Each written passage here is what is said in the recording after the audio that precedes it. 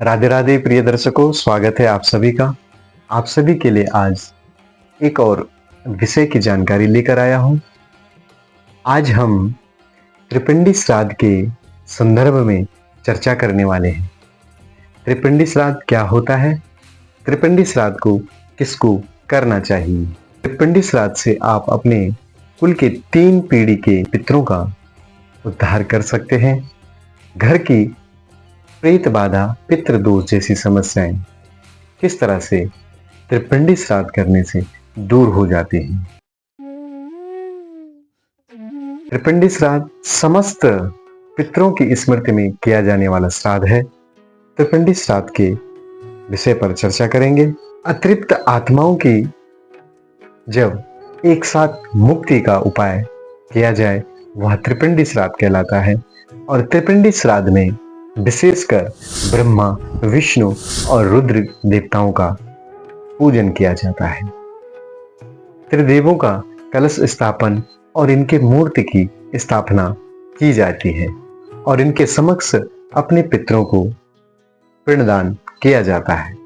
त्रिपिंडी श्राद्ध घर का जो बड़ा व्यक्ति है या मुखिया है वह अपने समस्त पितरों के लिए त्रिपिंडी श्राद्ध कर सकता है। कुल में किसी भी पीढ़ी में कोई अतृप्त हो जिसको आप नहीं जानते हैं उसके लिए आप त्रिपिंडी श्राद्ध कर सकते हैं।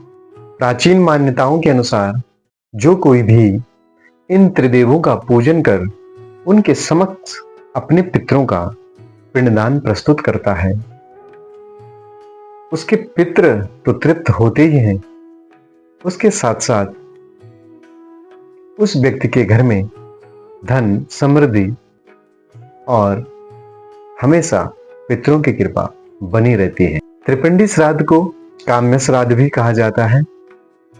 अगर आपके मन में किसी प्रकार की कामना है जो पितृदोष के चलते या प्रेत बाधा के चलते नहीं हो पा रही है तो आप त्रिपिंडी श्राद्ध से अपनी कामनाओं को भी पूर्ण कर सकते हैं। 3 पीढ़ियों के जो पितृ हैं, चाहे उसमें युवा, वृद्ध कोई भी हो, जो अतृप्त हैं, उन सब के लिए आप त्रिपिंडी श्राद्ध कर सकते हैं। यदि उन सब का समय समय पर आपके द्वारा श्राद्ध नहीं हुआ है, इसमें माता पिता, दादा दादी और इनके माता पिता, तो 3 पीढ़ी के सारे पूर्वज, उन सब के लिए त्रिपिंडी श्राद्ध किया जाता है। ऐसे पूर्वज जिनकी आपको तिथि पता नहीं है और जिनका समय समय पर श्राद्ध कर्म नहीं हुआ है, ऐसी अतृप्त आत्माएं आपके वंश में जो आने वाली पीढ़ी है उसको समय समय पर परेशान करते रहते हैं। तो ऐसी आत्माओं के लिए अगर त्रिपिंडी श्राद्ध कर दिया जाए, सभी अतृप्त आत्माएं परम आत्माओं के साथ बड़ी आसानी से पहुंच जाती हैं। जो लोग पितृपक्ष में श्राद्ध नहीं कर पाते, वे लोग भी किसी विशेष समय में तीर्थ में जाकर त्रिपिंडी श्राद्ध उसके निमित्त भी कर सकते हैं। अपने पितरों के निमित्त या उन अतृप्त आत्माओं के निमित्त त्रिपिंडी श्राद्ध करते हैं तो उनके मार्ग में आने वाली डाकनी, शाकनी आदि जो बाधाएं हैं उनका निवारण होता है और वे बड़ी सुगमता से पितृलोक को पहुंच जाते हैं। और इसमें अगर आप सहायक बनते हैं तो वे सभी देव स्वरूप को पाकर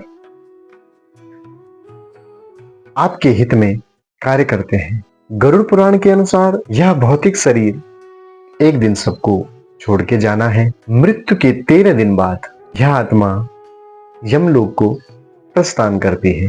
अब इस यात्रा में और आगे की यात्रा में उस जीव आत्मा की शुदा निवृत्ति नहीं हो पाती है। परिवार द्वारा दिया जाने वाला पाक्षिक, मासिक और जितने भी श्राद्ध हैं वर्ष पर्यंत, वह उसको प्राप्त होते हैं। अगर जो कोई व्यक्ति नहीं कर पाता है तो उसके जो दिवंगत आत्माएं हैं वह प्रेतत्व से उभर नहीं पाती हैं। फिर 12वें महीने में दिवंगत आत्माओं को यमराज के दरबार में उपस्थित होना होता है। जब तक वह दिवंगत आत्मा दरबार तक नहीं पहुंचती है, यानी 12 महीने के तक सभी को क्रमशः श्राद्ध, मासिक आदि करना चाहिए। जिनके मासिक और श्राद्ध पूर्ण नहीं होते हैं, उनकी जो दिवंगत आत्माएं हैं वह समय आने पर आपके घर में आपके साथ अनेक समस्याएं उत्पन्न कर देती हैं। अगर किसी के द्वारा पितरों के निमित्त समय अभाव या विपरीत परिस्थितियों में अपनी दिवंगत आत्माओं का क्रियाकर्म और मासिक, पाक्षिक जितने भी श्राद्ध आते हैं यह नहीं हुए हैं, तो वे लोग अपनी दिवंगत आत्माओं को उस प्रेतत्व से निवृत्ति के लिए एक बार तीर्थ में जाकर त्रिपिंडी श्राद्ध अवश्य कर लेना चाहिए। इसको करने से उन अतृप्त आत्माओं को तृप्ति होती है और उनका प्रेतत्व से पितरों में स्थान मिल जाता है। तो सभी लोगों को अपने पितरों के निमित्त इस काम्य श्राद्ध को, त्रिपिंडी श्राद्ध को अवश्य करना चाहिए। तो दर्शकों, आज की जानकारी में इतना ही। पुनः एक और जानकारी के साथ आपसे मिलेंगे।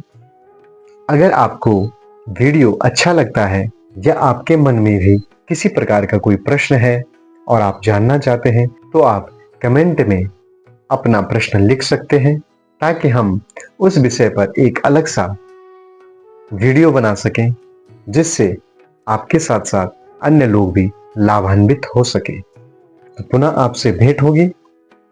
आप सभी को राधे राधे।